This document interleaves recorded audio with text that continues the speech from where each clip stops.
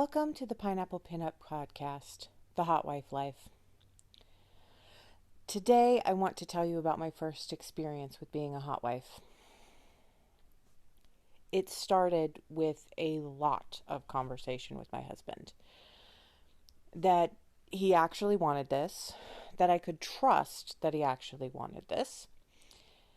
That can be the hardest part of starting in life, trusting that your partner knows what they can handle. As women especially, we go through life trying to shave off the rough edges for everyone. This can lead us to trying to protect someone that doesn't need protection. It took me a long time to believe that my husband was truly prepared for the emotional baggage that comes from essentially being cheated on. Here's the rub. If you say you're ready, but you are not, it leads to resentment and anger towards someone who is just trying to give you what you said that you wanted. That's the building blocks of divorce, if you ask me. That's why I took more than a little convincing. I needed to be very sure that he was in fact ready for the backlash of what was to come. Convinced of his honesty and self-evaluation, I took steps to make it happen. I'm a large woman. Sexy and confident, sure, but still not a model. I know going in that attraction is not something that can really be faked. So I cultivated a source that I knew to be attracted. I had met him through my work. We flirted, and I knew that he was very interested. We will call him Joe. So I began to flirt with Joe via text. I showed my husband the text, and we worked for a few weeks towards the goal. The goal being meeting in a hotel. I booked a room at a hotel a mile from my house.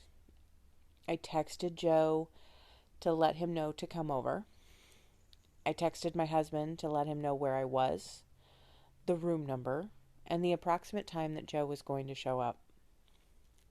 He texted back that he was going to a bar across the street to get a shot, and then he was heading home to wait for me. He texted me that he was not sure if our marriage was going to survive, but he was a mixture of excited and scared. He got his drink and then headed home, and while he was there, he waited, his cock stiff behind his fly. He was anxious and horny. He sat there trying to bide time while his mind swirled with thoughts of what I was doing. Meanwhile, my friend Joe had arrived. We chatted for a bit, and it was not sexy talk. I am not a small talk kind of girl. I'm a strip down and get busy kind of girl. I am not emotionally tied to sex, and trying to make everybody else emotionally comfortable is actually kind of disconcerting for me. I stripped down and I headed to the bed. I had my wand and I started to get myself going. My friend, of course, followed suit. I think the important thing to know about me is that I am a squirter and not a cute splash. It's more like that puddle we call a lake. I tell my friend I need him to wake up my G-spot, and Joe fingered me, but his nail was sharp and he ended up scratching me. It wasn't a noticeable pain beyond maybe a wince when it happened, but it does tie in later, trust me. So my G-spot is awake, my clit is nicely buzzing, and he decides it's time for him to join. He slides inside, and while he's pumping away at me, he starts talking about his tires. Now, before he'd shown up, Joe had taken his car to the shop because he needed tires and because he'd gotten a flat.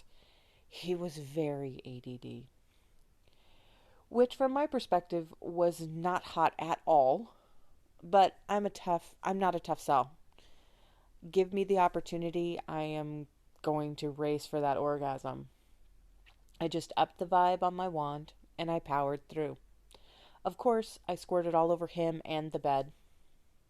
He takes that as his cue and he comes. He looks down at the bed and there's discoloration in my squirt. It's blood from the scratch, and he looks horrified. "Oh, babe, I think you started your period," he said.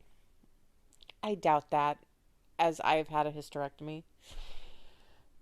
His second guess was that, "I think I stretched you with my huge cock too much. I broke your vagina." I'm a good hostess, and I did not laugh in his face. And I did reassure him that I was fine. He felt relieved, and I figured there would be a round two because I had this hotel room and time. He was so distracted by his tires that he had to go. And I had a real crisis of confidence for about 32 seconds. Then I jumped up, grabbed my clothes, texted my husband, and headed out. The most awkward part was walking past the front desk that I'd literally checked into less than an hour ago. I had told them when I checked in that there was construction going on at my house and I needed a quiet place to work. So when I headed out, I just told them I was having trouble getting my laptop to connect to the Wi-Fi. So I may not be a genius, but I feel like I lie like one. So off I go. 5 minutes later, I'm home. Now, my husband has gotten an unexpected visitor while I was at the hotel. My friend had shown up, and when I came home, he was watching TV in the living room with our friend. And I sat down across the room, lounging on the couch, and started texting him details of what had happened in the hotel. I know, so cruel of me. I told him about the wand, his long, fat cock, the way he pounded me so my tits were bouncing all around. I told him about coming on him and soaking the bed. I told him about how Joe had come so hard that he couldn't get the condom off in time to come on my tits as we had planned. After about 45 minutes of torturing my husband from across the room, he texted me back and begged me to do something about our friend. Because he was dying. I sent a laugh emoji and then I got rid of our friend.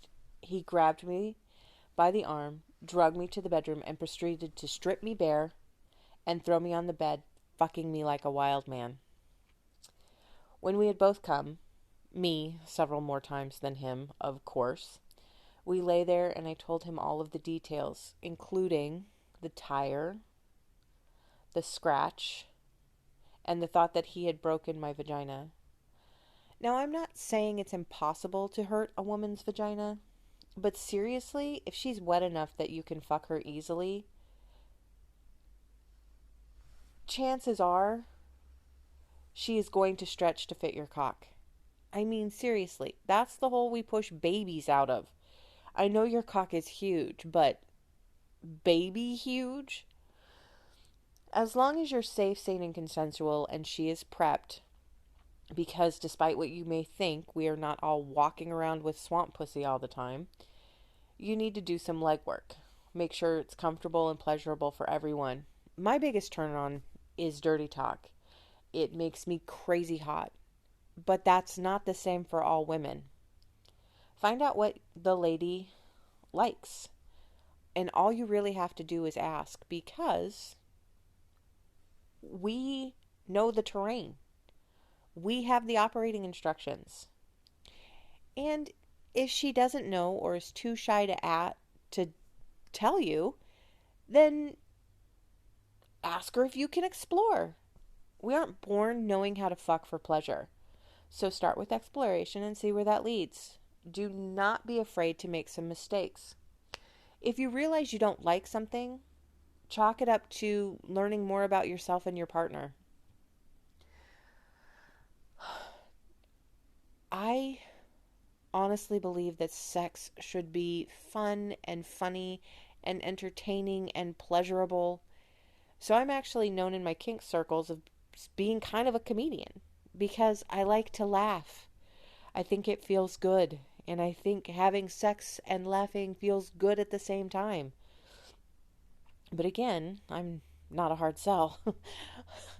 It's not hard to get me to come. And so many a bed has been ruined by my desire to get off.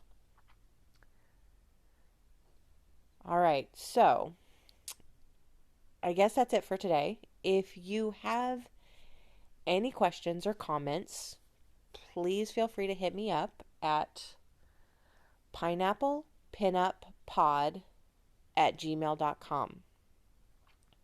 If you like the show, please subscribe and share. Give it to a friend who you think might be interested. I hope to hear from you. Come back and listen again. Bye.